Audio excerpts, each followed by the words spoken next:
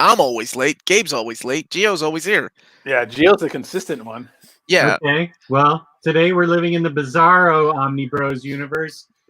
Welcome to Omnibros Live, where Gio's the one that's late, but these two are on time. How did this happen? How did you figure that out? We've got... Times are hard, guys. Times are hard. I just got notifications, too, so hopefully this is working better for us. On my phone and on my computer that we went live. Oh, good. So I'm Omnidog from Omnidog's Vault. What up, son? And I am joined, as always, by the uncanny Omar from Near Mid Condition. Omar, how you doing? I'm doing great. Great. How is everybody doing? I'm doing fine. My wife has agreed to let me continue to stay here, so... At your house? At my house, yeah. Okay. So that's nice of her. Pretty sweet of her. Yeah. Yeah, you just talk to her, so you know she is a sweetheart. And... Becky Lynch is back. All's right with the world. Oh, is that Mr. Awesome got Becky Lynch? Yep. Thank you so much for showing me the ways of Becky. I appreciate that. I think we spent half an episode looking her up. I'm trying to create a banner, so I'm not looking at the comments. I'm trying to create a banner for our trivia question for the IST gift card, but let me not fail to introduce Gabe Loves 90s Comics. What up, everybody? Welcome to another excellent adventure of the Omnibros. Adventure, yes. Adventure, yes. I just dropped my beer, too. I was going to have to wait there for a minute. Shit. But yeah, so today was fun. Today was the first day we took the kids out of the house in like 2 weeks and went for a drive. Old school style. Just because. Remember we used to do that in the 80s, the good old days, right? 70s, or I don't know, whenever Jess used to crank start his Model T. And that was back in the 50s and 60s. We used to take him out for a Sunday drive. Yeah. We had to get him out of the house, man. The poor guys have been locked up for so long. And we did the same, man. We didn't really go anywhere. We just went to one end of the freeway to the other end of the freeway and just cruised around. So it's the times we're living in, kind of weird, but yeah. I'm with you, man. We did the same. Pretty much, I was the one that's cooped up. I'm the one that's like, I gotta get the hell out of here because I'm going crazy. Dude, I leave every day for work, and I'm in here, and I'm like, I'm fucking stir crazy. Let's go do something. I need to leave. Anybody? Do we need milk? I'll go to the store and get some milk. I just want to get out of the house for a little bit. I was really crackhead about it. So yeah, we did. We try to do some normal things like ride a bike, and anytime we'd see some family walking towards us, we were like, get to the other side of the road. Yeah. Gosh. Mm-hmm. It's so weird. Yeah. But the times we live in for now, that's it. There's the precautions you got to take, that's all it is. Just precautions. Gee, Scott, God bless you, man. Essential worker. God bless all the essential workers out there. And non-essential workers too, that for some reason, the corporations think they're essential, like GameStop employees or Gabe. Gabe, you're making people's lives a lot easier though by doing what you do. I hear that a lot, and it's definitely appreciated because it's crazy town out there. You know what? More power to the people who are buying from us off of Instagram because it's keeping me with a regular job and a regular paycheck. That's what's up. That's worth it. Yeah, totally. 100%. And Torpedo, you're welcome because I am totally saving the business with that idea I came up with.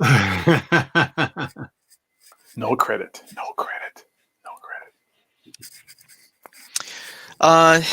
Jess? Okay, I got the question lined up. Okay. Are we doing that now or at the end of the show? What's that now? Are we doing it now or at the end of the show? End of the show. I love to see Benjamin in the chat. All these names. So good to see everybody. I can't, the live comments won't let me reply back to them, though. That's so weird. Because there's something really weird with, I still think it's something to do with Jess's account that he's using or whatever. But I don't know. Because when when it's me and Gio and I do this, everybody can click on accounts, comments, and all that stuff. So I don't know. I started out of my account completely and signed into this account with new passwords and everything. It's so odd because I don't have access to the group like you do. I don't have the Omnidog banner like you do. I don't know. There's something going on. We never really spent enough time to really look into it, but whatever. Yeah. Well, anyway, regardless, it's good to see everybody in the chat, even though I can't highlight certain people. But whatever. Well, Thank you. Thank you. Tell me what you want highlighted, and I will. No, Everybody. We'll get there. Highlight everybody. Every single comment. Lionheart, I am drinking cranberry juice and Bourbon? Colletta. Oh, you almost. Oh, I thought the stir crazy had gotten you, man. You're like, Jess is off the wagon with cranberry juice and bourbon. no. my man. No. Fantastic Four novels. It's not just you. I don't get notifications either from Omnibros. I don't know why. It's really strange. So what you have to do is go into the Omnibro channel and then go to the videos, and then that's about the only way that I can get to see the video live. It's not even just us. There's a lot of other YouTube channels apparently. Where I think so too. Yeah. Yeah. This is a TMNT arcade shirt. Who was asking that? Rick Nelson. Yeah. TMNT, man, that's a classic. Still have not cracked down and bought the 4-player arcade machine, though. I think it's pretty dope. Do we have one in the store? And Oh, do you? Kevin Eastman played it. Name dropping. But yeah. Oh, I don't know who that is. Who's Kevin Eastman? Just some guy. I'm just saying. Dude. Just some dude. No, that's awesome. We have the Marvel fighting one too. The one that has like Infinity Oh yeah, Gem. yeah. And we've had a lot of people play that. Jim Lee and John played it. Dan Slott and Ryan Otley played it against each other. Like there's videos of it on I remember you showing us video Torpedo of Dan Slott playing it. That's really cool. Cool. Ramstor still gets live notifications. It's weird. It's hit or miss. Some people do, some people don't. Yeah, I don't get it either. Yeah, this is Essential Beer. Essential Beer. Here's a fashion. It's been a while. Here's some fashion love from Freddie Alonso. Love the open shirt look, Jess. Didn't tell you yesterday. Thank you, buddy. You need to get rid of the undershirt though. Let that chest breathe a little. Get rid of that undershirt, baby. Yeah. Maybe we'll get more viewers. We'll get more viewers that way. Let's see the David Hasselhoff that you have. So this is a very Nobody cares about my shirt. My shirt's the coolest shirt on the show. Oh wait! What But the they didn't see the breaking of the back though. What the hell? Look at that Kelly Jones artwork right there from Jess's favorite event. Grown. Man, I still just the hardcore nostalgia that I have. I remember when that storyline was going on. It was the craziest thing. This is the first time when I was buying comics or I got to the end of an issue and I was like, what the hell? It's the part where the Batmobile blows up. I'm like, what the hell? I gotta wait for the next issue and it's not even Batman. It's like, I think it was Detective, right? Because they kept flip-flopping between Batman and Detective. And that was like the first time where I had to like, oh my God, I had to wait. What's going on here? So, and it was all over the place. Nobody thought this was going to happen. Everybody knew something was going to happen big in the story. It was built up that something big was going to happen in the story. But normally you expect that to happen at the end of a storyline. This is like right smack dab in the middle of it. And then the world changes after this part. Love it. Then after this, he just throws Batman off the top of the building. Spoilers, into the street in front of everybody. It's great. Good stuff. Boring. Here's something from Plastic Life that's good for us. Whoops, just doesn't care for Bane. That's not it. Tom King is all about Bane. Yeah, Bane, he knows what's up, man. Tom King. I love how you guys live been going back and watching all your old videos. Thanks for the great entertainment. Thank you, That Plastic Life. Awesome, Thank you so much. Sorry for some of those earlier shows. Like, we were pretty rough earlier. Well, you guys were. I came on later in life, but. Well, yes, 2017, Gabe. Yeah. 2017, Gabe. Let's be honest. Nightfall and Crossed are top tier comics. Dude, that's 2020, Gabe, right there as well. That's still a true statement. I wonder where that picture came from. That's me and my friend Deshaun in the background, I think. Wow.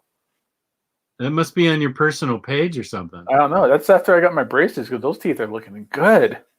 Right on, man. But man, look at those jowls. That's fat Gabe right there. No, not anymore. That's 240 Gabe right there. Gio's going to be a little late. He got stuck at work. I just got a message from him.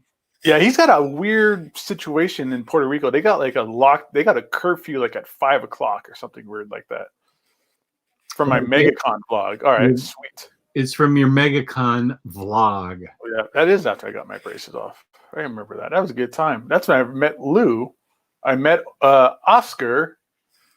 I met a handful of people from the group in the chat at that 2017 MegaCon. That was a good time. I remember me and Lou was sitting at the bar just doing a live show from my laptop, and this guy was randomly walked by with a 12-pack, and I was like, dude, give me a beer. And he gave me a beer right there in the middle of the bar. Awesome. That's how you do it. Awesome. Yeah, dude, somebody walks around, just in general, somebody walks around with a 12-pack of beer, you're entitled to give a beer to somebody if they ask you for it. Like, don't be that guy at the party that brings his own pack of beer and just hoards it for himself. I love that you're like, you have to do it. You have to. You don't walk around with a case of beer and be like, no, son, this is all mine. Don't be a dick. And it was cheap beer, too. It was like PBR or something. Nothing against PBR. I like PBR. I'm just saying it wasn't like, I'm walking around with a 12-pack of like, Stone or something like that. Something expensive. The hipsters have killed PBR, or so I've been told. Yeah. Are those even around anymore, hipsters? They're all locked up right now. They're all sheltered in. I really don't know. So this is a really post everything weird going on episode. So we have a formula every Monday where we showcase books coming out. We talk about the books, and Jess is a hipster. I believe it. Where's your little hipster hat, man? I don't have a hipster hat, damn it. Well, guess what you're getting for your next birthday if we survive all this. I mean, when we survive all this, not if. No, but it is a really weird episode because I came in, I'm like, what are we talking about? Because I know on my channel, I'm like, I got to come up with content now. Yeah. It's so much easier. We're like, I hauled this.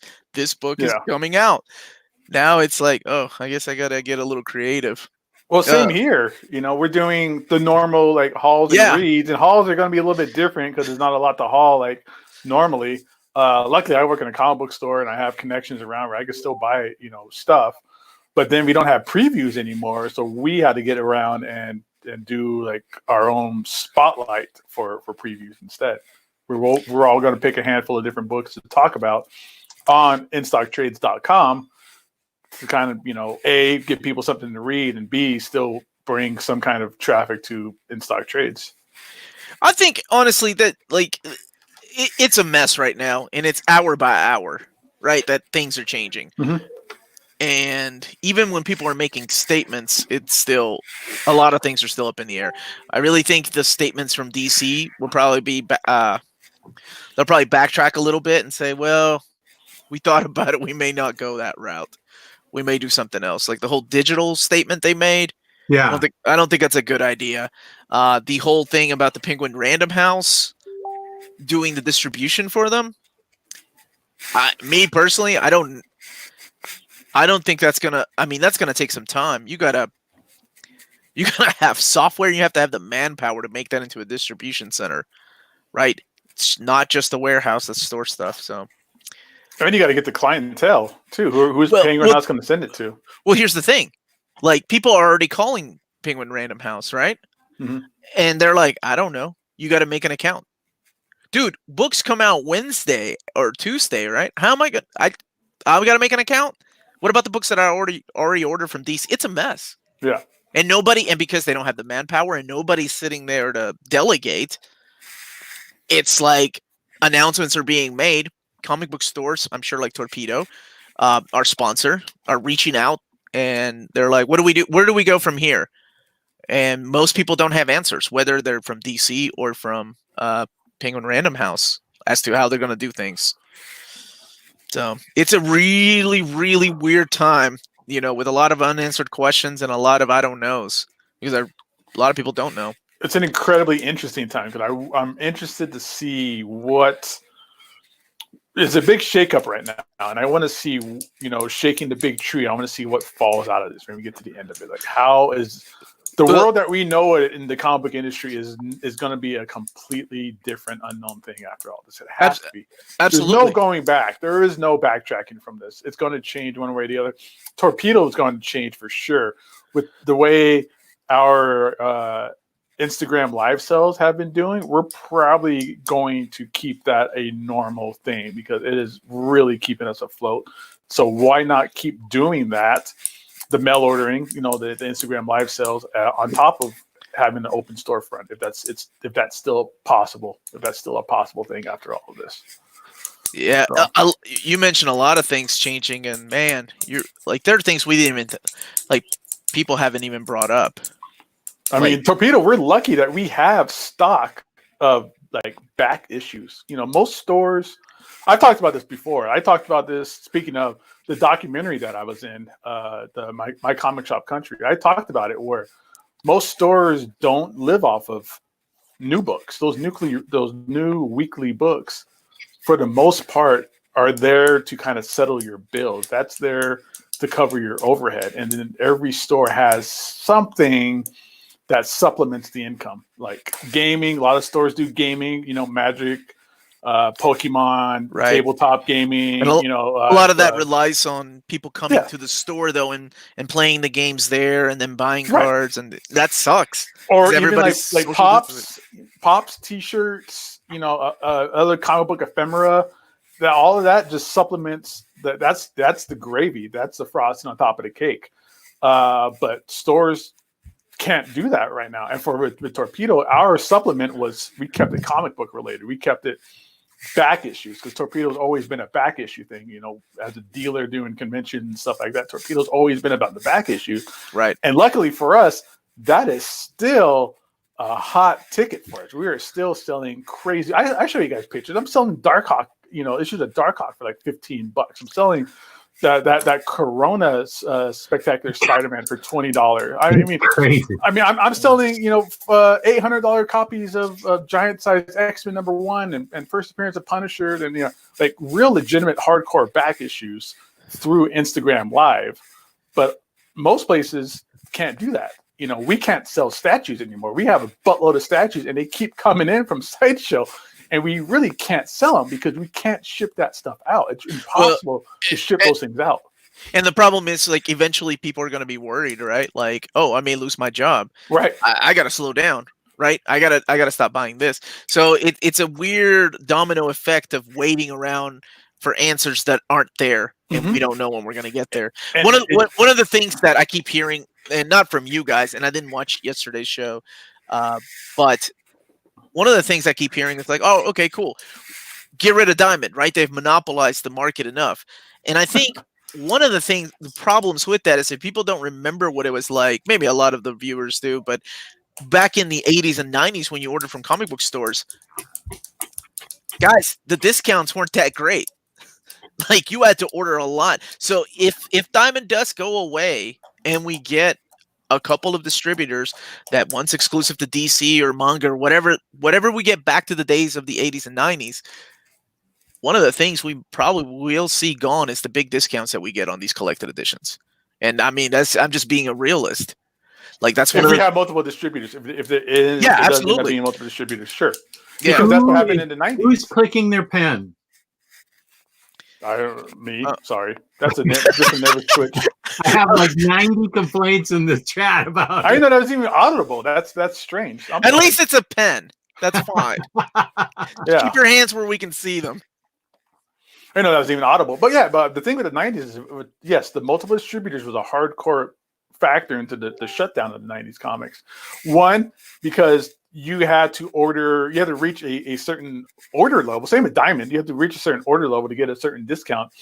And you can't do that when one distributor has, Marvel and one distributor has DC. And to say you're a store whose clientele and your own bias or whatever leans heavy to DC, you get a big DC discount, but you get zero Marvel discount, or even vice versa, or wherever your chips lie in your balances.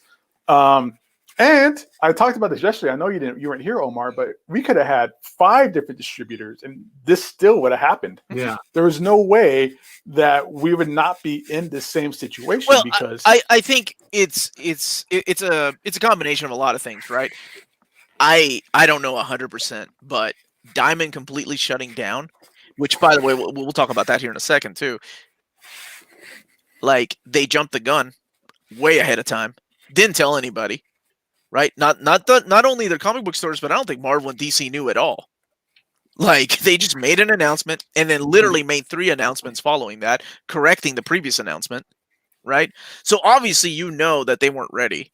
Whenever the 3 announcements are made in the same day, correcting the previous announcements, somebody forgot to do, Well, it's obvious because on the retailer side of things, Marvel and DC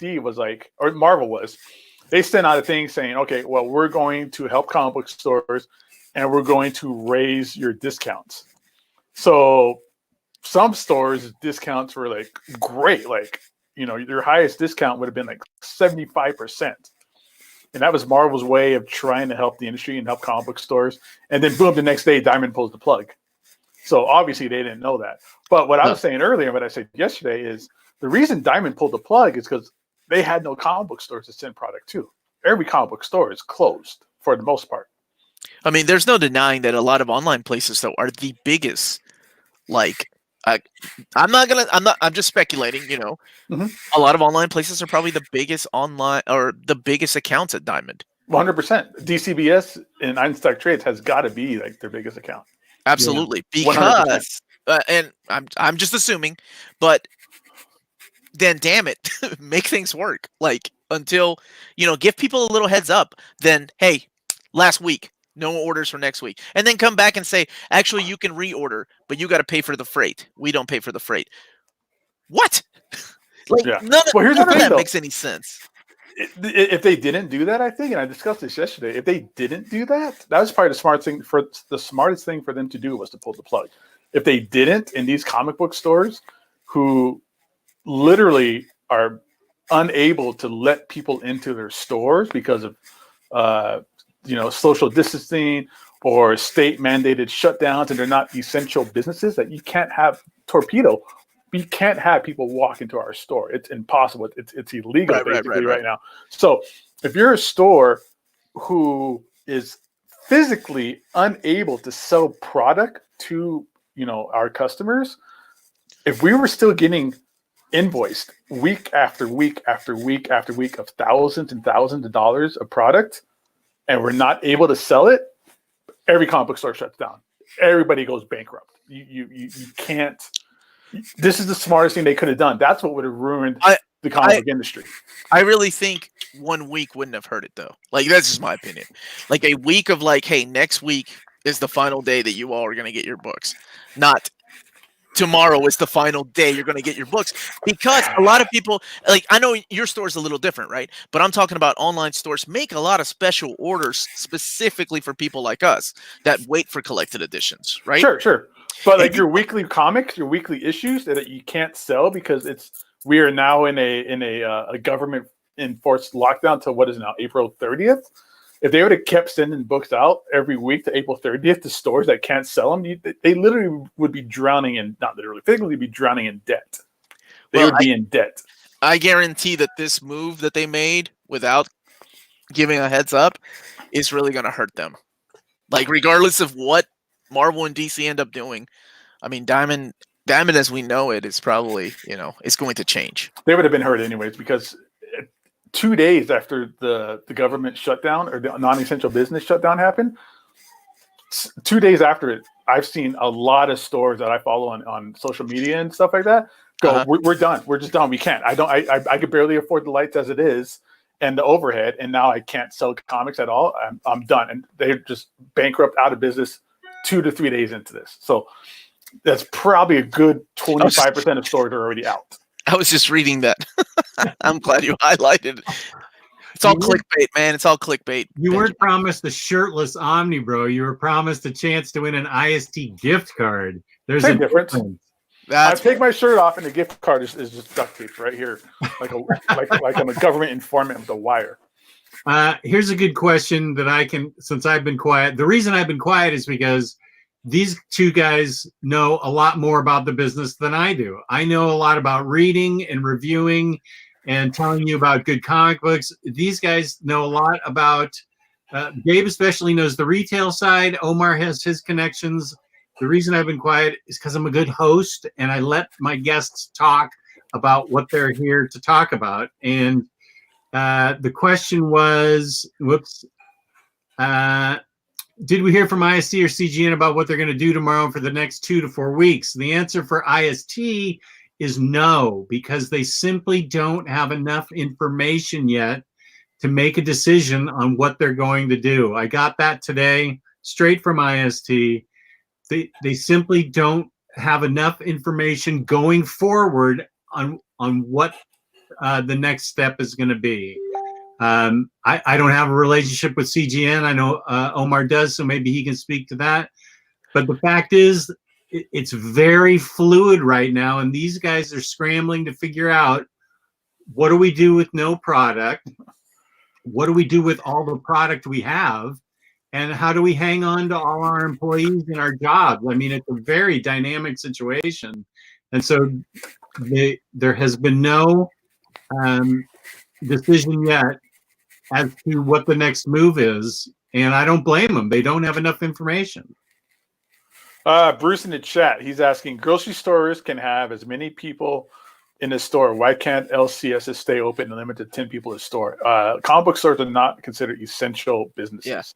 It all depends what your state government is doing until we get a national mandated shutdown or whatever they're going to decide to do.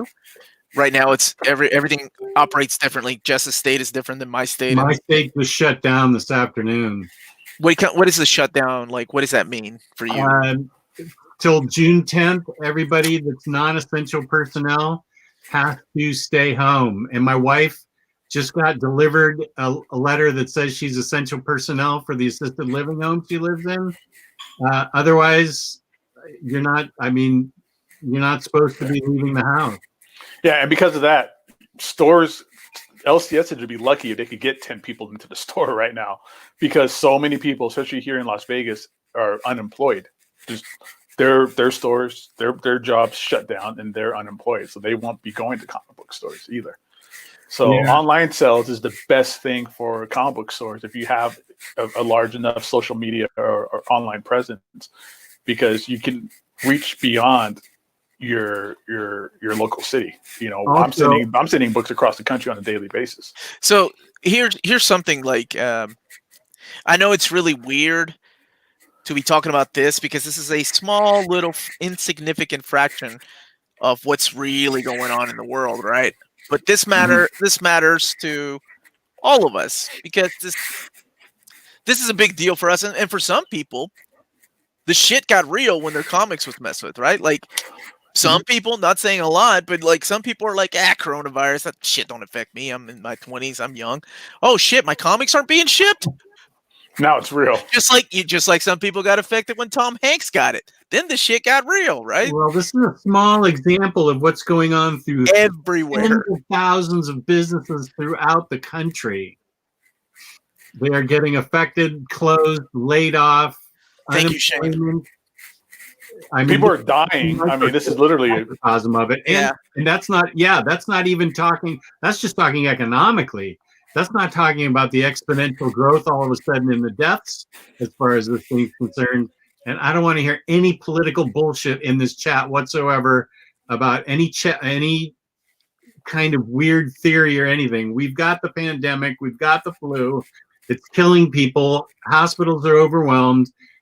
I have YouTube, and I will be happy to put you in a timeout if you bring up anything political tonight.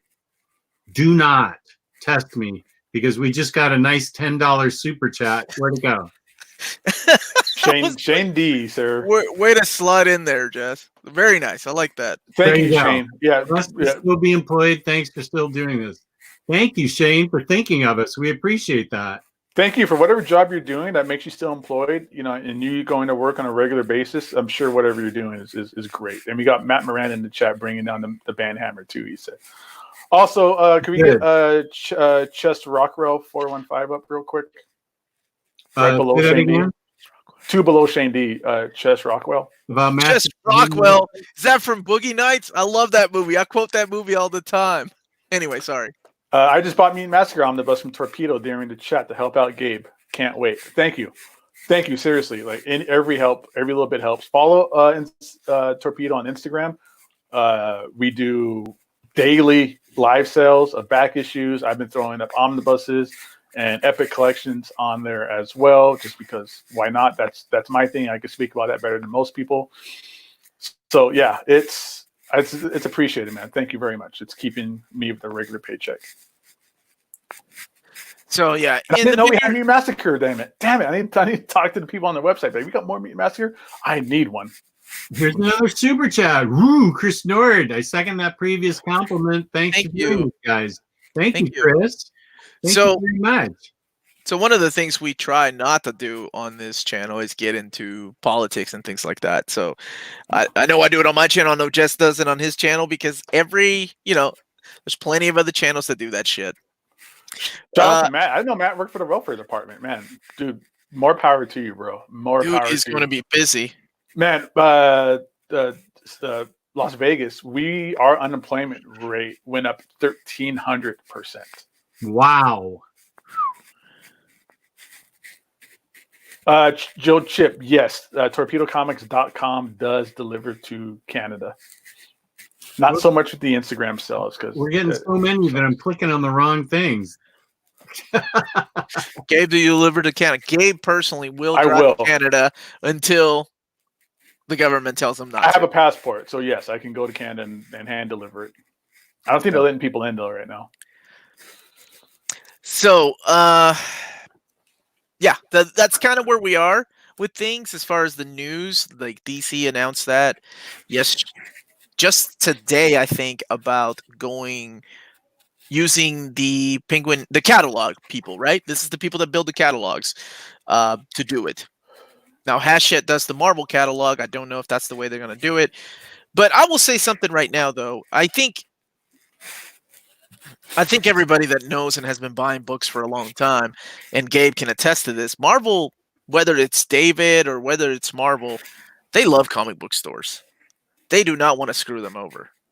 Like, there's a reason why when these epic collections are reprinted, they only go to comic book stores.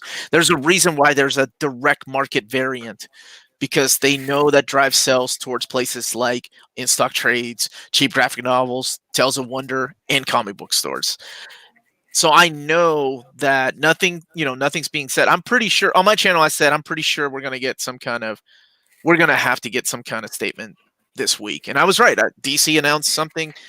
I'm pretty sure if Dan Didio was there, he would have said something. Dude, homeboy dodged the bullet, bro. Well, he exited just in time. Say what you will about the man, but I mean, he would get the shit together and get people going. So I mean, he would have actually made an announcement last week. He would have been like, he wouldn't have cared what Marvel was doing. He's like, this is what we're gonna do. I don't give a shit what happens, whether it was the right decision or not. He would have made a decision.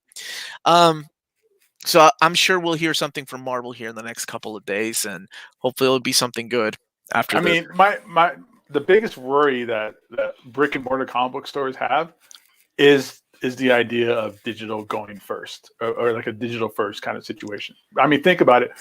If DC, Marvel, all these publishers are going to go, let's say a month without having to pay for print, having to pay for printers, having to pay for shipping of these physical books back and forth and all of that kind of stuff, all that money they're going to save in that 1 month time frame might be so much where they just might decide it's not worth it anymore. Look at all the money we're saving by not doing print, and we could still make as much money down the road eventually through digital. So yeah, but digital makes a small fraction of what physical does, right? Sure. I mean, if you look at any sales chart, and there is no way we have all the sales charts because all companies keep those to themselves. Correct. But at least from Diamond, you look at the sales chart, and then you look at the sales chart compared to the releases of digital, right? It's insane how much physical is compared to the digital.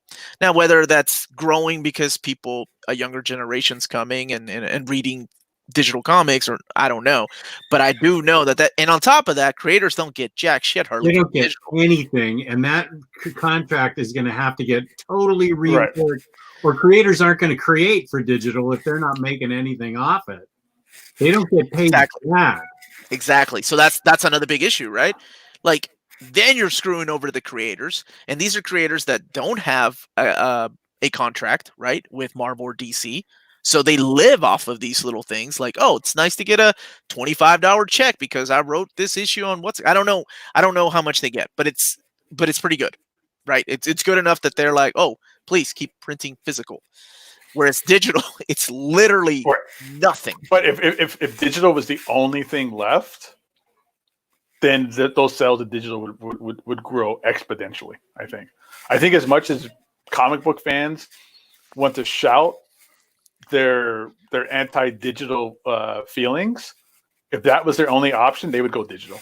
There's no question asked. No question about it. I'll tell you this much: as far as Omar is concerned, I will say no digital, but it's only how long I can take, right? Right. How long is this going to last? How long? Like, yeah. 3 months, whatever. Let's say 3 months. But even then, Jesus Christ, Right.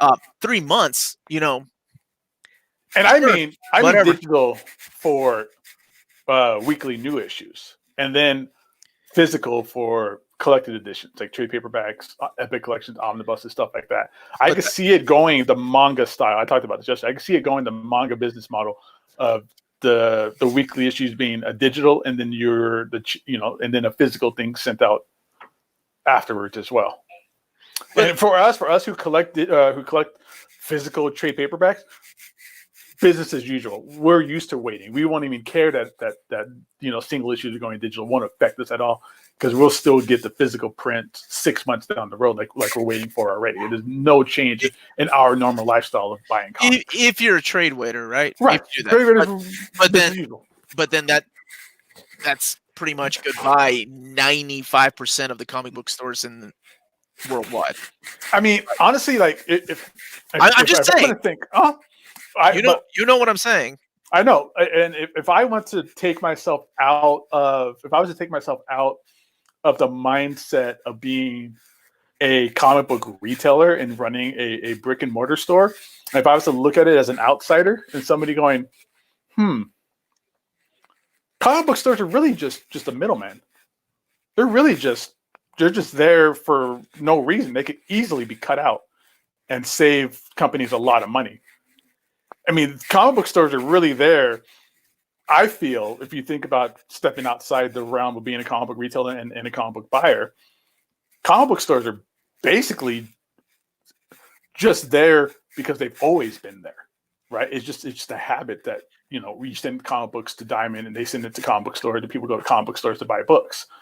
But with our current lifestyle being locked away, and we have to mail order everything right now, like pizza deliveries exploding, food deliveries exploding, Amazon's exploding, delivery wise. Why don't we could easily everything just turns into mail order, and there's basically no need for physical comic book stores anymore. You could easily cut that middleman out, and most publishers won't see a difference. You could just distribute yourself. You could just distribute through Diamond, and Diamond can just distribute to people in general. Or if everything is digital, then it doesn't change. Who cares? Nothing changes. Wait, you're talking about distributing physical comics individually to people? That's a possibility, but I don't see that happening. No, way too much. No way. Like Marvel has their subscription service, and it's garbage. We know that. But I was just saying, just the amount of work and manpower that would have to be for that would be insane. If publishers went digital and just cut out everybody, and everything was just digital, everything just went to the Comixology or whatever, and physical books went to bookstores like they do now, who are really big accounts, I can see comic book stores folding and the comic book industry still thriving. I think comic book stores are really just an acquaintance, and it's just there because it's a normal thing. But things are going to change after all of this is over. Something's going to change. Yeah, and I could possibly see a avenue, a big change of this being that comic book stores don't have to exist for comic books to still be around. I think comic book stores could just be a useless part of it. It's just a middleman. I don't know if that's the worst case scenario. That's if I was like some young executive coming into this without any physical attachment or nostalgia for buying comics at a comic book store or a spinner rack, seeing that could totally be their mindset. Like, I could see that being the next evolution, the next step. But honestly, I think dinosaurs. they've been pushing for that for a long time. Yeah. Like, how long has it? And I mean, Stan Lee was quoted as saying he didn't care about comic book stores because they really served a one-time purpose for selling new issues 1 week. Yeah. And after that, there's no use for them because he doesn't make any money off of the back issues.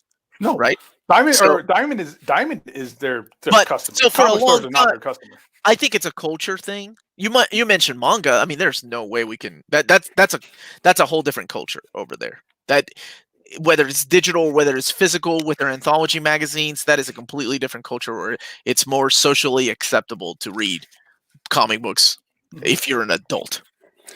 Right? It's ridiculous, but that's just facts. Here in America, it's not like that. Right? Right. But anyway, this is a really interesting topic because I never. I hate speculating at all. Like, I don't like speculating because I like facts and I like. Oh, this is all subjective. This is all none of this is concrete fact. But I'm just saying, turn that part of your brain off of being a comic book collector who went to comic book stores every week, and click on your business idea and how you would run a business successfully like this, and you would see comic books are expendable, or comic book stores are 100% expendable. 100%. I believe it. Yeah, it's a sad statement to make, but I believe it. Just because and this is coming from somebody whose paycheck comes from a comic book store. So I mean, it would affect me. I mean, I don't know really, because again, we're not selling new comics right now. We're doing pretty okay selling back issues, because I think back issues will always be around because there's always people who want a Hulk 181, who want a Fantastic Four #1, and all I think that's going to be there. You just said it though. I think physical will always be a way, because we're talking about a worldwide event where it's going to impact everything. Man, do you know how much they would have to beef up everything in order to make digital accessible everywhere? Mm-hmm. It would be insane. It's like video games. If GameStop went out of business, video games would be fine because they got Walmart and Amazon and direct selling. Yeah, but that's a little bit different though. There's no weekly release of video games that you pay. You know what I'm saying? Maybe a subscription, but that's a little bit different. There is no ongoing collection of video games that have been coming out since 1937 or 39, right? That somebody has been wanting to get every single video games issue. do come out like almost a weekly basis. New video games do come out every week. It's not, it's not a sequential thing. Right, you're following characters though, right? So it's a little bit different than the physical media of comic books.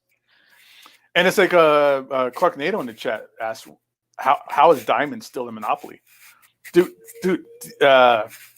if you look at Wikipedia, Diamond's yearly revenue is $500 million. That sounds like a lot of money, but in the terms of an industry, $500 million is a joke. That is a joke. That's why there's been nobody out there who's trying to break their monopoly. It's not worth it for anybody.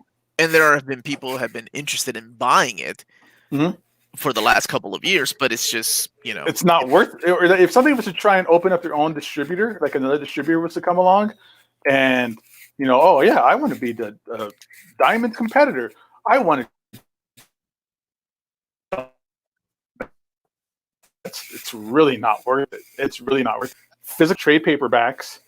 But then on top of that, you're also talking T-shirts, pops, statues, action figures, every single thing you see in comic book stores that come from Diamond, and all of that adds up to $500 million.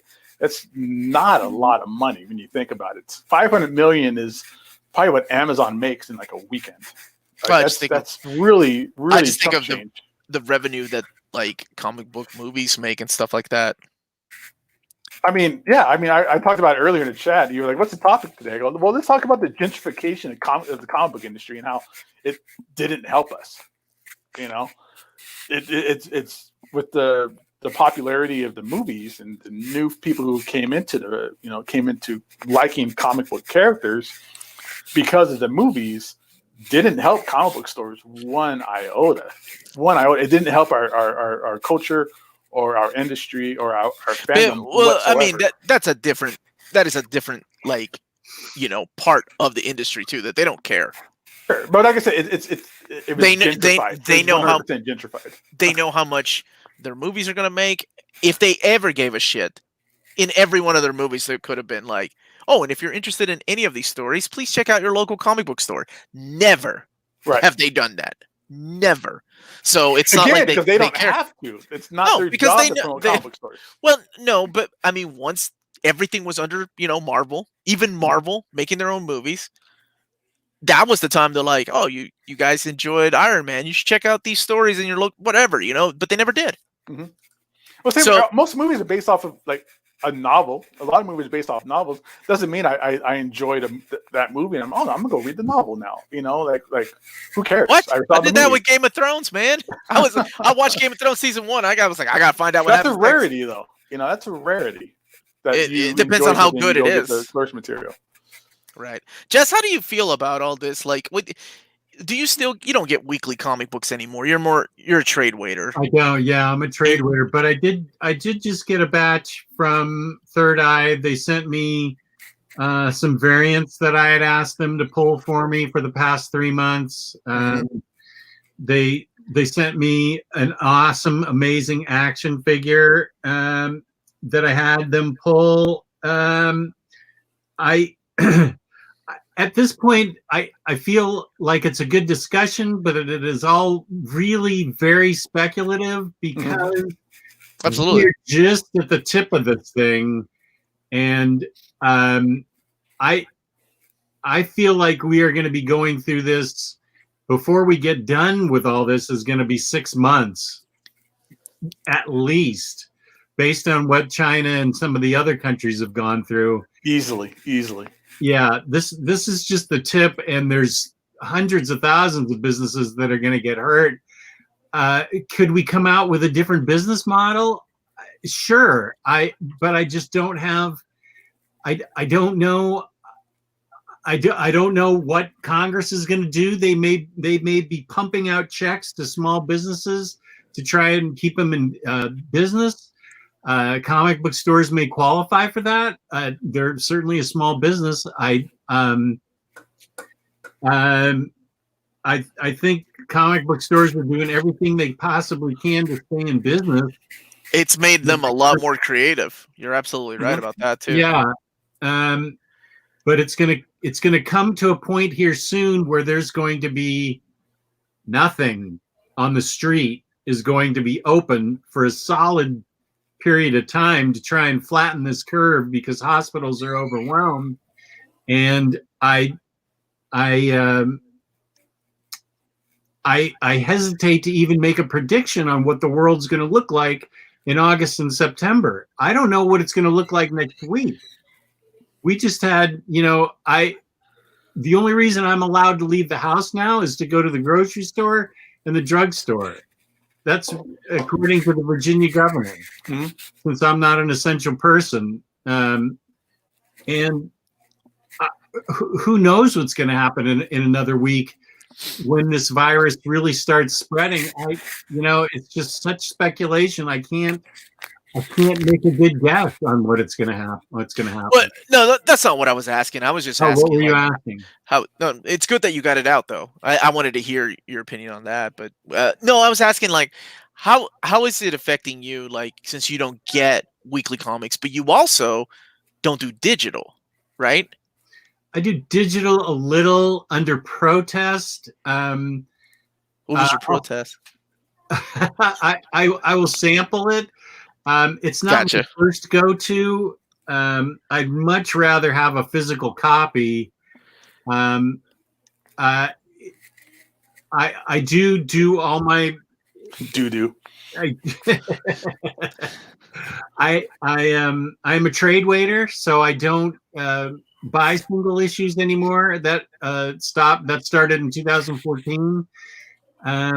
But yeah, I was there every week from 2008 till 2014, and it was a meeting spot. It was a place you went to go and meet up with like-minded individuals and have conversations and be treated well and find your own kind of nerds there. So it doesn't affect me now because I've seen the world from starting in spinner racks in drugstores to going to specialty comic book shops exclusively with no more spinner racks and drugstores. That used to be the only way you could get comic books, was spinner racks and drugstores. And you couldn't even count on getting monthly titles. Like I'd get Superman, 202, and then the next time I'd see Superman, it was in 205. Oh man, those newsstand distributions was the worst. Oh yeah, and you just get what you could, and it was in these spinner racks was the only way you could do it. And so the direct market is in the big picture still kind of a new thing. I can see that it will undergo changes. It's going to depend on the consumer whether or not it sticks around. If there's a demand, there will be comic shops. That's just my feeling. Yeah, I just think there's right now is such a need, and stores are figuring it out for a contingency plan, which is online sales, online websites, online stuff like that. I think that's the one thing that's really going to come out of this is stores are going to can't just rely on walk-in traffic anymore. The stores that do depend on walk-in traffic are not going to survive. I think most people are like that these days, trying to find a way to do it. So let's unless you guys want to keep diving a little more into this, which I'm completely fine. I'm dove. I'm dived. I'm done. I'm enjoying the discussion, but if we want to move on, we can. No. I wanted to keep keep it flowing so Jess can join in the conversation as well. We can keep talking about this. It's up to you all, or we can go ahead and give a giveaway to give some good news to somebody at least. Well, I have a feeling we're going to be talking about this in some shape or form every time. Yeah, for the next few months. This will be coming up a lot, and so I don't know that we have to have a whole show tonight devoted to it. I did get a haul. I have done some reads. I got an IST card to give away. Why don't you show some of your stuff, big dog? Okay. Big dog? I will. And because I ain't get jack yet, my stuff has been delayed. It is on a pallet somewhere. As a matter of fact, I got a tracking notification that my stuff is just went to the wrong place. Did we do the IST sponsor? Mm-hmm. Okay.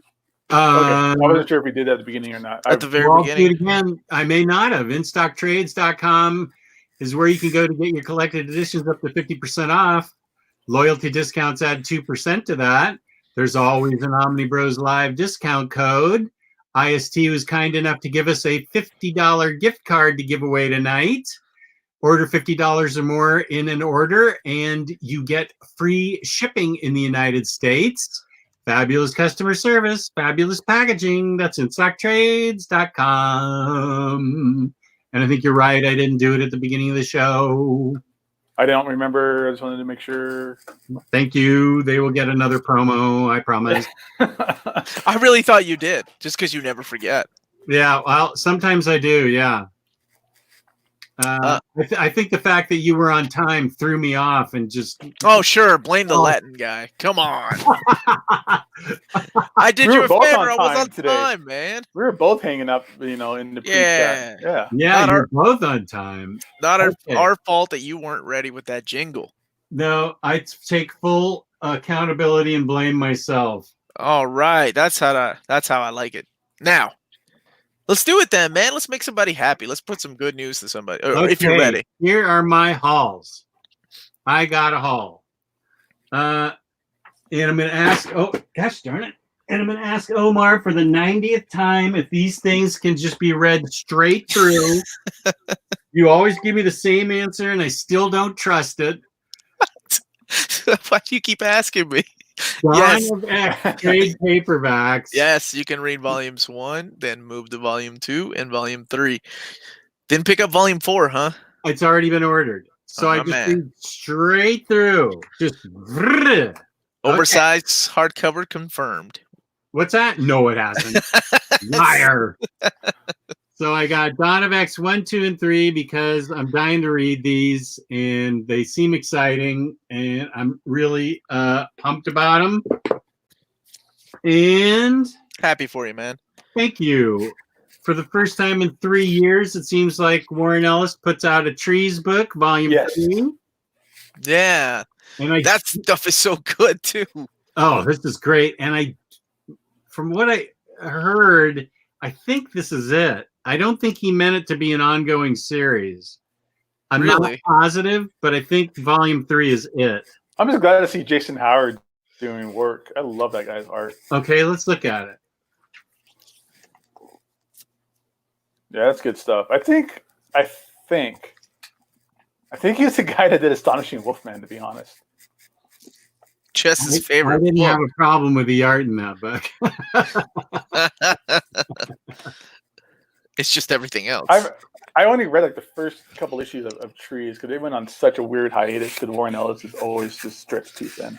Well, yeah. I think that when you asked me to pick Ellis or Morrison, that's why I went with Morrison, because Ellis, when he just loses interest in something, it just kind of fades away and then you forget about it too, which sucks because I love his stuff.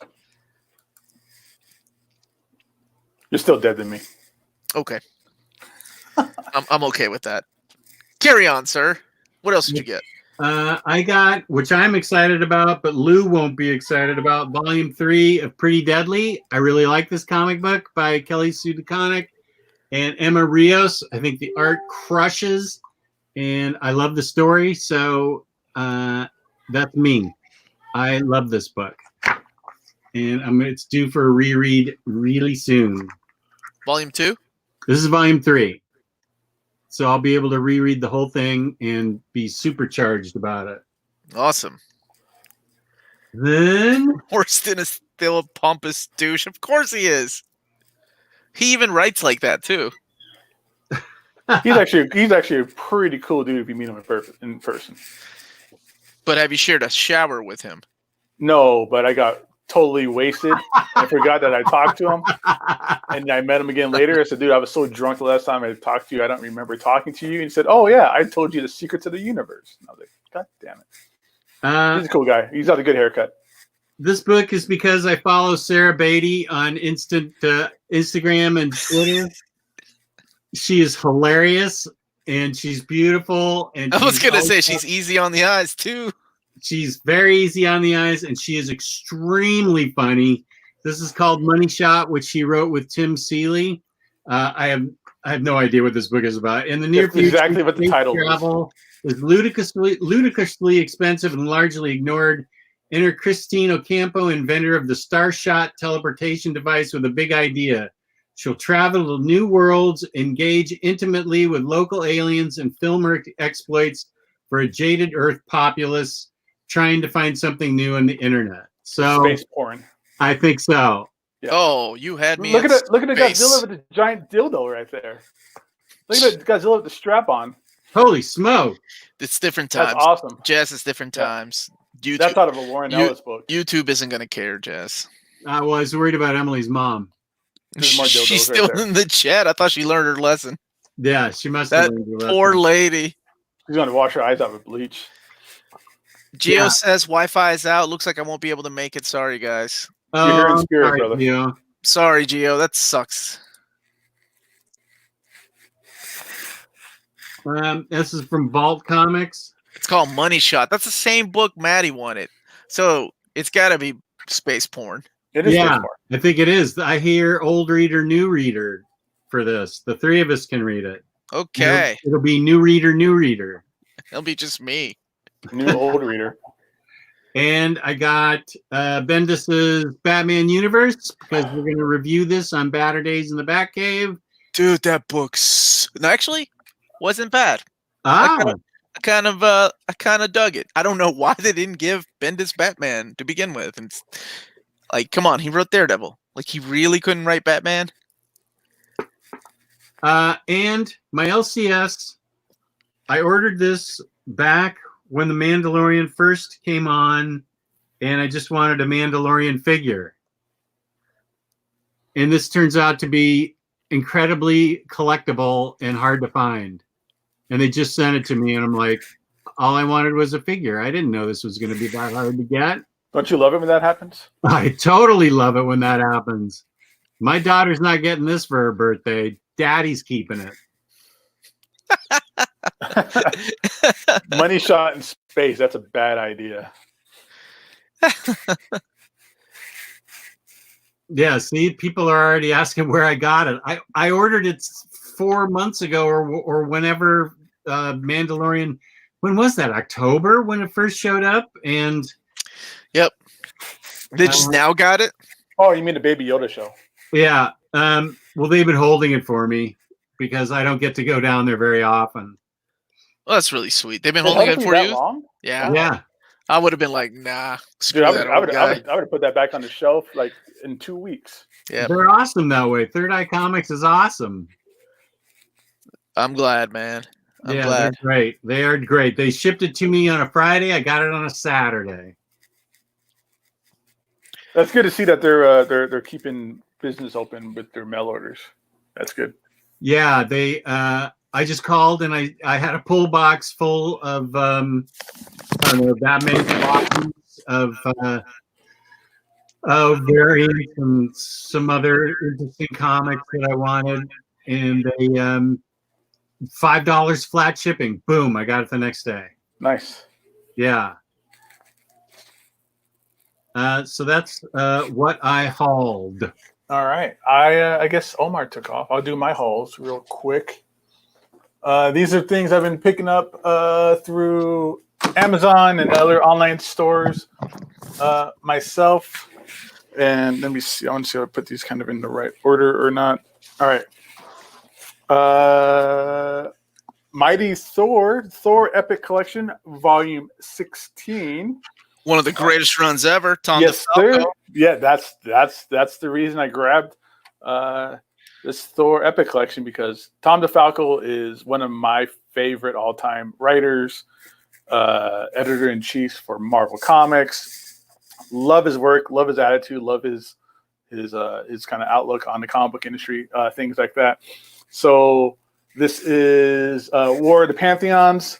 Great story of Thor. This is the start of the Eric Masterson line, which is when I started getting into Thor. So I'm going back and kind of revisiting that era of comics, as it says below, Gabe loves 90s comics. So this is not 90s, but it's kind of the start of the 90s idealism for Eric Masterson and Thor. Volume 16, it collects 1987 through 1989, which is Thor 383 through 400. And of course, you get beautiful, beautiful work by the one and only Ron Frenz as well. The Ron Frenz, Tom DeFalco 1-2 punch. So really looking forward to getting started with that. And that moves me forward into Immortal Flesh, Epic Collection Volume 18 for Thor. Again, Tom DeFalco, Ron Frenz, you get some Roy Thomas action here, some Ron Trimp as well. This is Thor 401 through 418, annual number 14. Again, this is just kind of my favorite era of Thor. And rounding that all off is the Black Galaxy storyline through. You called Thor heavily. I did. I listened to. This is how I get suckered into things, man. I hear a podcast and it had Tom DeFalco and Ron Frenz talking about their run. I'm like, oh man, it's pulling those nostalgia feels. So I went on a tear through Amazon and in stock trades and other places to find these books. Some of these, I think this one was out of print. I think I had to get this off of eBay, but I got it for the low cover price, so all good in the hood. This is 419 through 436 in annual 15. So I'm gonna have some fun. Thor, some great art in here too. I love this era. Love this stuff. You can't beat Thor getting stuck into the concrete flooring like that. So cool stuff with him fighting Juggernaut. This is all good stuff here. Love the Eric Masterson line of Thor. So that's my haul, guys. That's going to be an eventual read as that gets piled on top of the Epic Collection. I have a question for Omar. Already, that wasn't even my haul. Okay, that has nothing to do with this haul. This is an X-Men question because I don't understand a certain character's powers. Maggot. Awesome. No. Gold balls. What's up, man? Who? No, but I love how Hickman rewrote Gold Balls. He's awesome. Yeah, right. Oh, look at you. You got into. I forgot you got into House and Powers. Oh yeah. Yeah, I love man. that part. Welcome to the club. Now, let me see if I can understand. I've tried to read as much of her as I can, and I still haven't figured out how. I'm talking about Rogue. She puts on gloves, so she can't phase through things. Is that right? She phases through. Rogue? Rogue. No. She has the absorbing power ability. Like, she touches you, comes to skin-to-skin contact. She absorbs your powers and drains you of your life. Oh, that's why she wears the gloves. And memories. Yeah. So sometimes she gets memories. With, like, Carol Danvers' powers, she forever got her powers when she was Miss Marvel. So that's why Miss Marvel hates Rogue. That was annual number 10 of Avengers. Yeah. Somebody's saying I'm confusing Rogue with Kitty Pryde. I didn't want to say that because I love this guy and it was his birthday week. But well, that still brings me to the question of if she can absorb the powers. Okay, I just got the powers wrong. That's fine. It's my question's still legit. How does she kiss Gambit without absorbing his powers? And which issue are you talking about? Any. Because they haven't been able to kiss for the longest time. How are they married? Yes. Well, when a man loves a woman... Are you saying he hasn't consummated the marriage? Yeah, how do they consummate the marriage if she's just going to... She's got some control over her powers. Like, I think that all happened during... Mr. and Mrs. X. Wasn't there like some kind of weird... They never got to bang it out because they're out there trying to have their honeymoon in space and they get dragged into more X-Men drama. So I don't know if they have ever, like, did the horizontal mambo or, So the only person before all this, so back in the day, that's one of the things about Rogue was Joseph. Mention Joseph. God damn it. I can't ever talk about Magneto or something. Joseph. Dude, she was all about Magneto because Magneto had that big manly chest in Uncanny X-Men 274. But Magneto can control comic book science, okay? Stay with me. The magnetic field, right? So, yeah, she could touch him. Cheers. That's why she has a thing with Magneto for a while. That's why she had that Age of Apocalypse thing, right? And with his clone Joseph, she kind of had that little thing. So, like, for her wedding, there was this Greg Pak thing that she used, the little collar or something. It's like a locket. It's like a really cute locket they made for her. Yeah, whatever it was, like she was able to kiss. But Claremont, I remember during Claremont's second time around, she was able to control some of her powers for once. So it was pretty. Claremont loves those tortured souls. So Omar, don't forget. What I forget? Century got that too. Oh, shut up! I'm not acknowledging that piece of shit, Red Colin. Century got them. No, Marvel forgot about that. I forgot about that. Shut up. But there you go, man. Yeah, Kitty Pryde is the girl that phases through things. Okay, she phases. All right. But I just wondered how, they were able to have her marriage and stuff, and so she wears an inhibitor. She can control her powers sometimes. And Mr. and Mrs. X was a great series. I read it. It was. I love Mr. and Mrs. X. That was great. Now in the Hickman run, things are a little bit different too. So I don't know exactly how that's working. I guess we'll find out. But I'm also a few issues behind on that. I'm only like on issue 5 of each series. So, but past body condoms. You remember that? Naked Gun. I think that's where I was going with it. 100%. I love Naked Gun. I love Naked Gun. So, nice beaver. Dude, I love that movie. I'll quote that movie in Airplane all the time. Here's what I hauled. That's right. Birthday haul, baby. I got Domino from the By Shoujo line, and I got Mary Marvel. Mary Marvel is her name. Yep, this young lady right here. Let's read Domino a little bit. She was a little glary. A little glary. Okay, that's what she looks like. I still haven't opened them up, but got these for my birthday, and yeah. So I did haul a little bit. Just my books aren't here yet. Very nice. Those Oh, are so Domino cute. looks really nice. Yeah, I like this domino. Comes with a little Deadpool minifigure. Don't know if you all can. Pass. No, it's a little doll, man. It's like a teddy bear. They did cancel Miss Marvel. We still don't have that one. I've been waiting like 2 years for that one, but that's all I got so far. Hello to Leslie in Sales. How are you? She says hi, fellas. So Hello, hi, everybody in the Hey, chat. Leslie. Don't forget to subscribe and give us a thumbs up, everybody. and hit the bell. Maybe hitting the bell will help ring notifications. Century rang Rogue's bell, if you know what I'm talking about. Ooh, we got a question to the panel from our boy Benjamin Benjamin Eros. Pineros.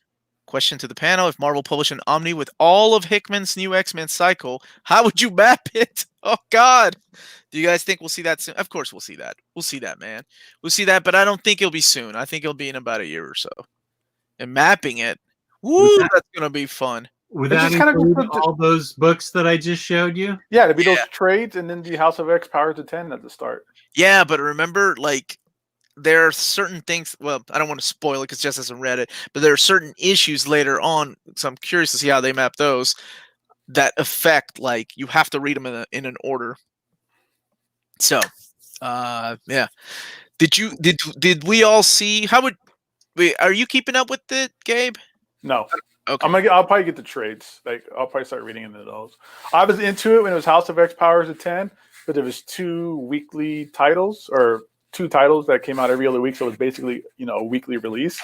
And it was easy to keep up with the singles. But once it became like 8, 10, 12, 25 ongoing series or mini series, I just was like, nah, I can't keep up with all that. So I know I'm missing out. I'm not spoiled on a lot of things, but I've heard the things with the Crucible and Apocalypse, and that sounds incredibly awesome. And I really want to see how that kind of plays out because it seems like such a. I almost I got really empathetic about it. I put myself in their situation. Like, would I go through that in order to get the desired outcome that comes out from the Crucible with Apocalypse?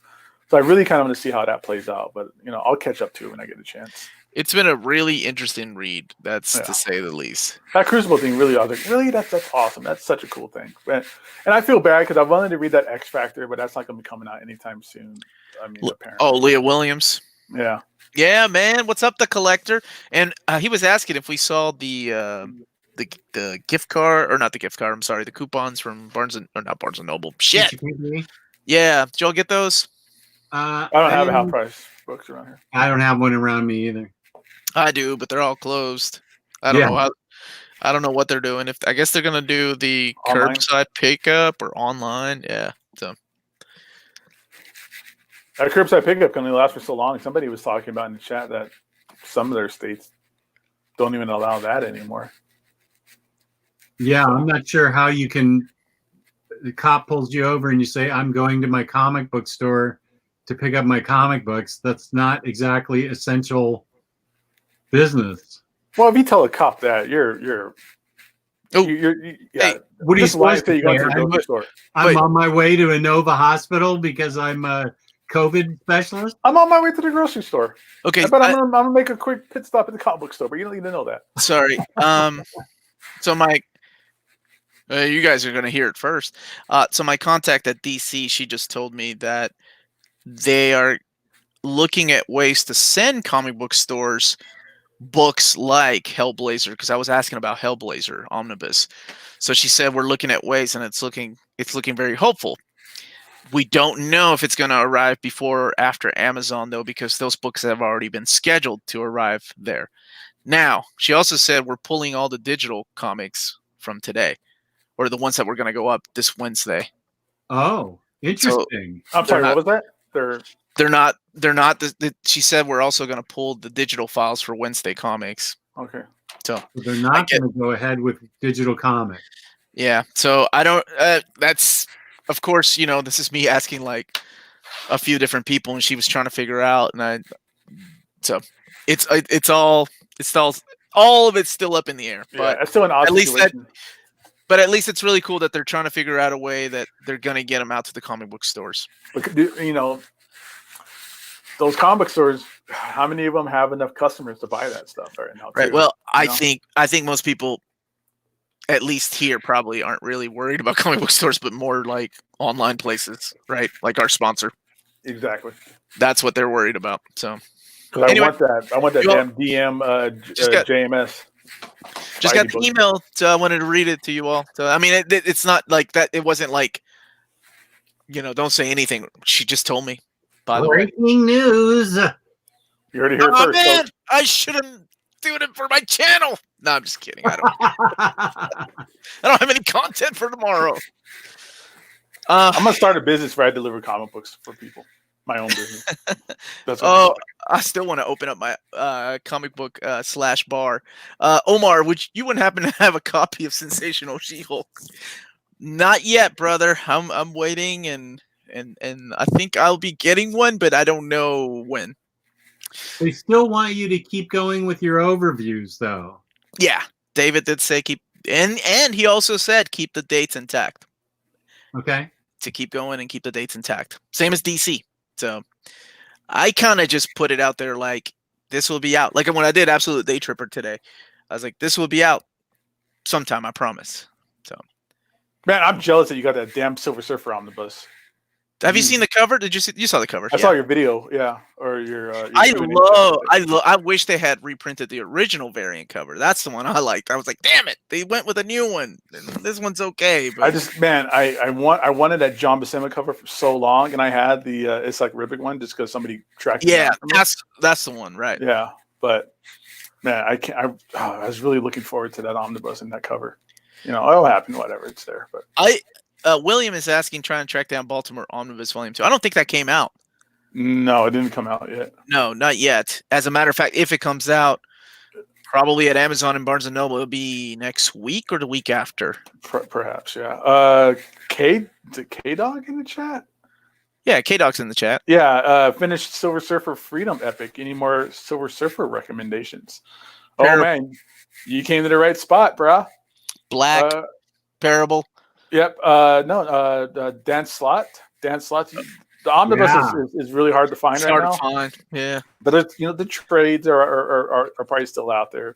Stuff like that. That's worth tracking down in any format whatsoever. Any of the other Silver Surfer epics are really good too. They all tie into Infinity Gauntlets. But those are all really good and fun as well. If you could find the Stan Lee, John Buscema, like the omnibus I was talking about, but you could just find that in like any format whatsoever. Silver Surfer #1, which is the origin story for Silver Surfer, I've always said is the greatest Marvel origin story above all else. Better than better than Spider-Man, better than the X-Men, anything else. Silver Surfer's origin is my favorite. I think it's the best origin story there is in comics. It's such a great origin story. It's such a great little story right there.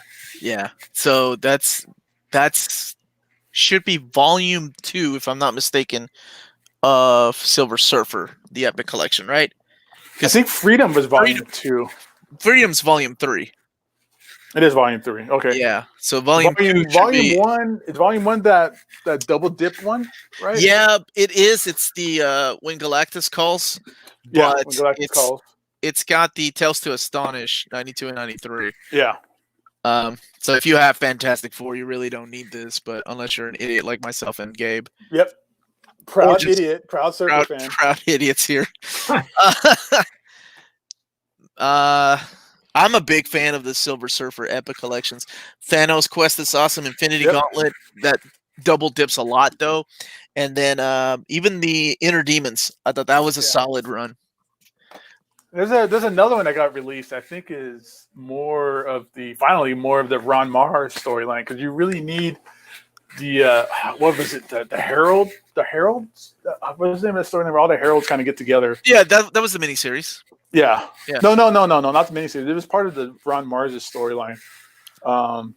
the Herald Quest, Herald something that was just it's like issue 75 through like 80, which is just this really awesome storyline with Ron Lim drawing all of the Heralds for Galactus getting together. But get you that Mobius, man, super deluxe edition. What is it called? The Parable? Treasury edition. Oh. Yeah, that one. Beautiful. Yep. But if you're gonna wait for the epics, I'm sure that will be included in the epic volume, maybe 4, if I'm not mistaken. I haven't mapped out my. But Freedom is good because that's Englehart, right? Yeah. Englehart. Steve Englehart stuff. Who is a little bit of trivia? The first person besides Stan Lee to have ever written Silver Surfer. I guess there was some kind of mandate that Stan Lee put into place that he was the only person to write Silver Surfer. So Stan Lee did write Silver Surfer. All these years you told me it was Jack Kirby. Okay, got it. I mean, we got that recording, right? Are we ready to give away our IST gift card? Let's do it, man. I got to get going, so let's rock. Okay, let's see if I can figure this out right. Because it's a trivia question, and you have to answer the trivia question correctly in order to win. The rules are difficult so far. I'm having a hard time keeping up with them. This is where you want to send your answer. omnibullslive@gmail.com. Turn off my Write phone. it down because it's not going to be up there because I'm going to have it's going to be a multiple choice question. And the ones who get it right will be put into a number generator, and I'll pick the right person out of the number generator. I really hope it's somebody using your picture as their avatar. There's about 90 of them. Oh, it's me. I won. What a coincidence. So write this down, omnibroslive@gmail.com. The question for InStockTrades.com, where you can get your collected editions up to 50% off. Loyalty discounts add 2% to that. There's always an Omnibros Live giveaway, not a giveaway, but a discount code every quarter. IST was kind enough to give us this discount, this gift card to give away tonight. Over $50 or more in an order in the United States gets you free shipping and fabulous customer service, fabulous packaging. That's InStockTrades.com. Okay, here is the question, and it will have multiple choice. What characters were originally designed for a Legion of Superheroes spin-off series? Oh man, we're gonna be here forever. It's going to be multiple choice. No, and we're going to limit it to like 5 minutes. What characters were originally designed for a Legion of Superheroes spin-off series? I know this one. Was it 1? Well, you can't enter. I know. But hey, if you're don't write the answer in the chat. Email it. Don't forget to email it. Yeah, and actually that first one should say Martian Manhunter and Black Canary. I goofed it up. 2, Nightcrawler and Storm. 3, Hawkgirl and Zatanna. 4, Starfire and Cyborg. And this is only for the live viewers. Like, don't email us 2 days down the road. That happens every month. That's a good question. I like that, Jess. Thank you. Martian Manhunter and Black Canary. Nightcrawler and Storm. Hawkgirl and Zatanna. Starfire and Cyborg. Send your answers to, there's only one answer that's correct, omnibroslive@gmail.com. The question once again, what characters were originally designed for a Legion of Superheroes spin-off series? So while we wait for that to go through, do we want to do our spotlight picks? Sure. All right. That sounds good. Let's do it. Let me go to mail and see what's going on with mail.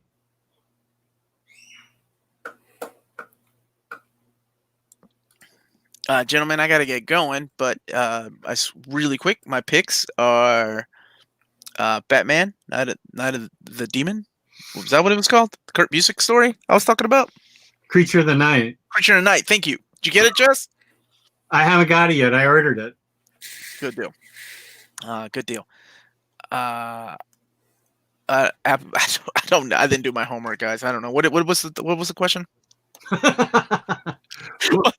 My brain is everywhere. It was just like pick a book that you recommend, since we don't have previews anymore because new books aren't coming out. Pick out like an older book for people to choose on in stock trades. History of the Marvel Universe, I guess. Yep. History of the Marvel Universe. If you haven't picked that up, it's beautiful. Stretching your muscles going back to the last week's releases. Dude, a lot has happened. Come on. This last 2 weeks has felt like years, okay? Coming from I don't even know what day of the week it is, man. I'm always like, is it Friday again? What's going on? And Transformers Phase 2 Volume 1. There you go, guys. Nice. All right, I'm going to screen share because we got my picks. We got Gio's picks. These guys did their homework. Jess's picks. Much love, guys. I'm out of here. Don't forget to check out my channel, Near Mint Condition, but pay attention to these two. Thanks, Omar. Everybody have a great night. Bye, Omar. Thanks, buddy. Bye, guys. Have a good night. All right, so let's take a look at our picks on InStockTrades.com. We will have links to these picks in our description. So anybody watching this after the show, you can always click on that link, visit our sponsor, InStockTrades.com. And if you're looking for some new stuff to read, not new books, but maybe new to you to pick up, here's our picks for the week. So Gio's first pick is Manifest Destiny, Volume 1. Jess, have you read this? I have, and I love it. Yeah, I've always heard good things about this book. Oh, it's so good. So Volume 1, this is from Image Comics. In Stock Trades, it's a $10 comic. In Stock Trades has it right now at 42% off, which makes it $5.79. Gio's second pick is a great manga that I know he talks about a lot from Viz Media. We got Dr. Stone, Volume 1. It's a $10 book, 30% off, makes it $6.99. And it's never a Gio pick without some Aquaman love. And his third pick this week is Aquaman Volume 6, Maelstrom, DC Comics with Jeff Parker on the writing duties, and awesome art by Paul Peltier. Don't pay the $20 cover price for this. In Stock Trades got you hooked up at 42% off, which makes this $11.59. And the contest is closed. I will be picking a winner shortly here in the random number generator. Thank you to everyone who participated. I appreciate it. I will give the answer and the winner in one moment as Gabe continues. All right. Oh, I'll talk about this. Yeah, this is Jess's picks. What do you got, Jess? Dead Eyes was great. I just read it. Peter M. really succinctly summed it up as if Rorschach had a home life. It's Dead Eyes was a prolific. You mean Rorschach? Rorschach. Dead Eyes was he goes around and he's got. Let me see if I can find a picture of him because he's really cool. He's got these X's for eyes over his mask. I'm screen sharing so they can't see you. Yeah, well, they can see me. I can still see it. Oh, okay. That's right. Yeah. You have it on that word on the Yeah. side panel. Okay, cool. In the 1990s until he took down one last big score and skipped town? Or did someone take him out permanently? No one ever discovered the truth. That he retired to live a quiet life with his one true love? But now he's back with a vengeance and wearing his mask again to save her. The mafia thinks he got away with millions of dollars of their money. He's like a vigilante at night. A former crook struggling with all the challenges of middle age. He's come out of retirement to steal from all the wrong people for all the right reasons.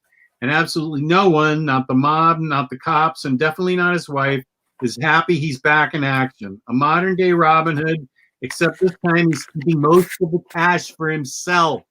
This book is great. I loved it. All right. Now, what about Stump Town Volume 1? Stump Town is a series 1 through 4 written by Greg Rucka that is a big hit ABC TV series. Taylor Brown and I reviewed it. It stars a private investigator named Dex who has all kinds of issues, and she's a great private investigator in Portland. And Greg Rucka wrote this, and he sticks a bunch of things that he loves about Portland in there, including soccer and the rivalry between Portland and Seattle. And this is 4 volumes. Highly recommend this for private investigator reading. Loved Stump Town. We both, Taylor Brown and I, loved all 4 volumes. This is now, wait. A TV show on ABC. Yeah, but what's her face from How I Met Your Mother? Kobe Smulders? Yeah, I got to think for her. She's easy on the eyes. Oh, I thought she was from Marvel movies. I didn't know she was on TV. Yeah. And continuing to trend, looks like you got another Greg Rucka book to talk about. Yeah, I read this past week just to prepare for the Greg Rucka interview, and we never even talked about it. This is a detective that got stuck down in the Antarctic and has 2 cases. It's 2 books. It's a complete collection. It's got 2 mysteries to solve. First of all, somebody's getting murdered in the outpost where she works. She's trying to figure out who's murdering whom and why. And in the second one, there's a break-in at what turns out to be an old Soviet facility. She's got to discover what got stolen and where it's going to be taken and why. And it turns out to be Cold War relics. And since it's Antarctica, there can be whiteouts where you literally cannot see, and you have to follow a cord to get to the next building. And one of the intense scenes is that she's walks in on a murder while she's on one of these ropes, and the murderer cuts her rope, and she's all flailed out in the whiteout, not able to find her way back to safety. And it is top-notch detective story. Now tell me, Jess, what did you think of the movie? I did not see the movie. Did you know there was a movie? I did know there was a movie, but I haven't seen it. Oh, this will be in our next Crime Corner episode, so I don't want to give too much away. Who is in the movie? Kate Beckinsale. Are you sure you're not thinking of 30 Days a Night? No, I'm 100% sure it's Whiteout. It's this. Oh, well, then I saw it. If it was with Kate Beckinsale, then I did see it. Okay. Yeah, it was good. I love Kate Beckinsale. All right, so my picks this week are. Oh, there's no image. That's not cool. I got the book here. Blankets, hardcover. This is an incredible, beautiful, touching story written and drawn by the great Greg Thompson. It's a story of a coming-of-age story. It's a personal story from Craig Thompson himself about his lifestyle when he was growing up, how he met the first love of his life, and how that and his home life and everything else. It's beautiful art. I don't know if anybody can see this because I don't have my screen up to see myself. But it is all done in what I think is brush pen. And it is just some of the most beautiful artwork I've ever seen in comic books. There's just endless amount. I think there's some wiener in that one. Sorry, but there's just endless lines, endless beauty. It's all black and white. So if that's kind of a no starter for you, this is a scene where him and his brother pee on each other. So that's no starter for you. I'm sorry, but I think you should shake off those cobwebs and break that stigma, and definitely check out Blankets. It's on in stock trades right now for $27.96, which is a 30% discount through them. And one of my favorite books as well, Gotham Academy, Becky Cloonan, Carl Kerschel. Another just under the radar book. This gets almost zero love or spotlight or attention. It's about a young girl who is going to, it's her first day, or not her first day, I'm sorry, we're revisiting her return to Gotham Academy, which is the local prep school in Gotham.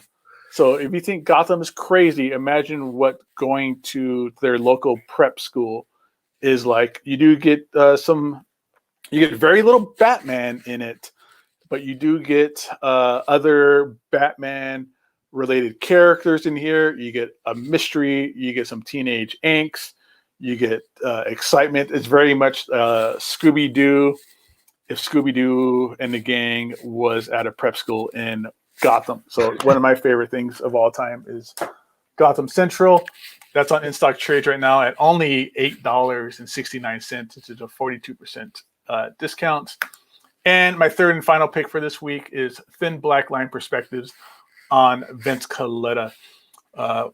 Outside of comic books, my other favorite thing about comic books is comic book history. I always try to recommend comic book history. This is the telling and career story of Vince Colletta, who, if people don't know, he is a very prolific inker in comics, who was well known for inking Jack Kirby and is a very controversial inker. Right. He is infamously known for inking Kirby and erasing a lot of Kirby's pencils in order to kind of move the process along quicker, finish the jobs faster, things like that. And a lot of people consider that a cardinal sin. And this is the story of that. Direction, though.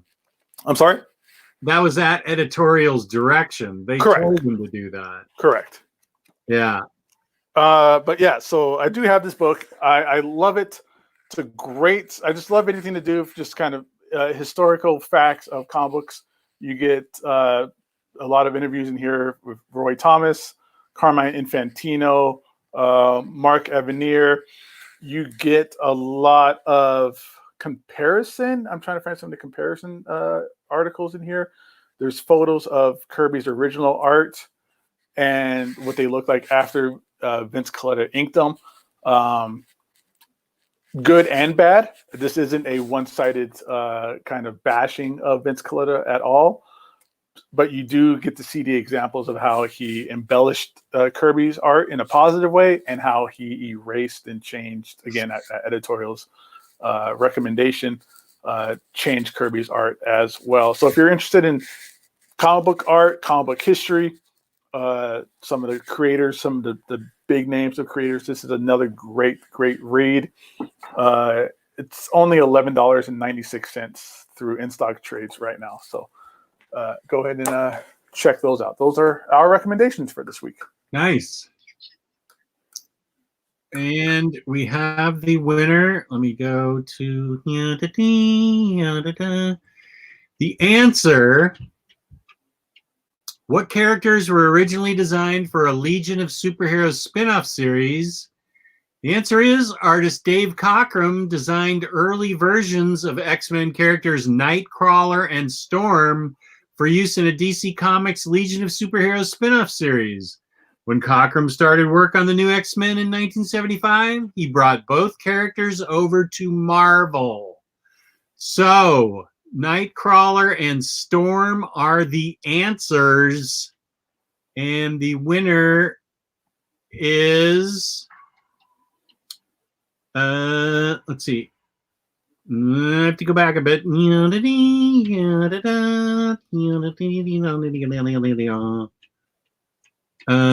Parker Luckenbach. Parker Luckenbach is the winner. Congratulations. Awesome. Good job. Congratulations, Parker. You are the winner of the IST gift card. You had Nightcrawler and Storm. Very good. That is the correct answer. I will submit your name and email address. Hopefully that's the email you use with IST. And I will submit those actually to Omar. He's the contact with Emily for the gift card. So congrats to Parker Luckenbach.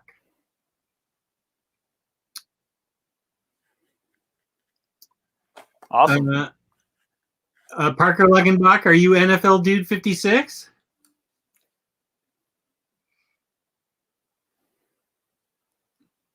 Well, that's fine. Whatever. Congratulations, Parker Luckenbach. And thank you to the chat. Chat was packed tonight. Very full chat. Well, congratulations, NFL Dude 56. You are the winner. Nice. Thank you to the chat. Thank you to all our viewers that will be watching this. Of course, thank you to InStockTrades.com, not only our sponsor, but gave us that nice gift card to give away that Parker Luckenbach just won. And thank you to my co-host, Gabe. Gabe, where can they find you? Find me here on YouTube on Omnibros channel every Sunday and Monday, and Instagram at Gabe Loves 90s Comics. And you can find me, OmniDog, on OmniDog's Vault on YouTube and OmniDogs_Vault on Instagram. Thank you to everyone for watching and participating, and peace and love, peace and love. And again, all of our recommendations, the links to In Stock Trades will be in the description below. So check it out there. Right. Have a good night, everybody. Support IST.